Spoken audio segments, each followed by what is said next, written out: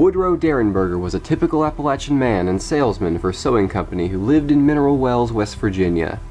On November 2, 1966, about 7:30 p.m., while returning from Moreto, Ohio to his home, he had a strange experience. He was driving in his red-paneled truck on Route 77 in Parkersburg, West Virginia.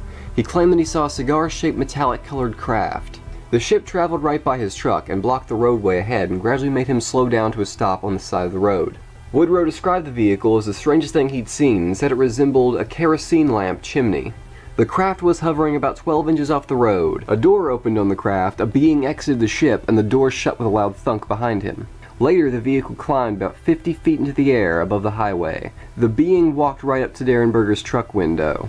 Derenberger described the man as looking like any ordinary man off the street, 6 feet tall, about 35 years of age, olive complexion, dark brown hair, and wearing a long, black trench coat. The man spoke to Woodrow telepathically. His mouth did not move. Instead, he had a fixed smile on his face.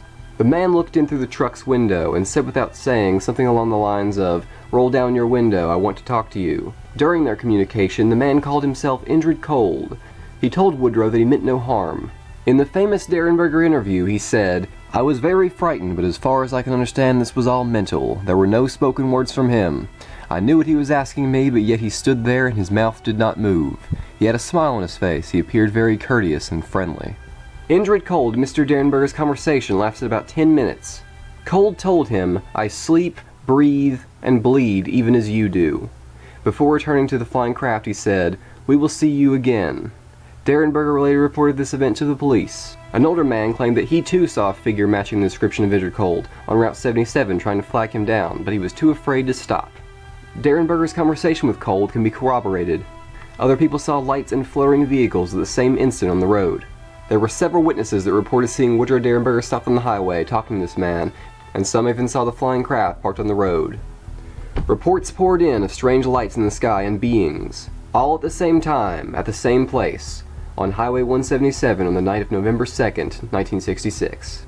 Woodrow's story gained traction in the media, gaining news coverage and attention after the Parkersburg police believed his story. A representative of the Air Force even contacted him soon after his accounts were documented. During this media storm, he went on live TV in Parkersburg, West Virginia, where he was interviewed by the state police and Wood County Airport, the city police, and representatives from the Dayton, Ohio Air Force Base. Over the course of the month that followed, Derenberger claimed he visited Indrid many times, and that he even took him in a spaceship to his planet. Indrid would also appear at Woodrow's front door. His wife and children even knew that this Indrid was paying him visits, and they even eventually came forward saying they too saw Indrid and other strange beings. Woodrow's wife was terrified and said that these beings were much like us, traveled in everyday cars, dressed in everyday clothes, but were not human in origin. There was even one time where Mr. Derenberger disappeared for 6 months and said he was with Indrid. This is what members of his family actually believed. He would also receive mental messages from his long-distant friend. They would come suddenly and leave piercing migraine headaches. His residents would often receive strange unknown phone calls. Sometimes they were threats to stop speaking about his experience. Other times they were odd beeps and electronic hums. Sometimes it was just silence. The family changed their number to an unlisted one, but somehow the calls continued. His story gained such media attention that locals would flock to his house all hours of the day and night and wait in crowds in his driveway to catch a glimpse of his friend, Indrid.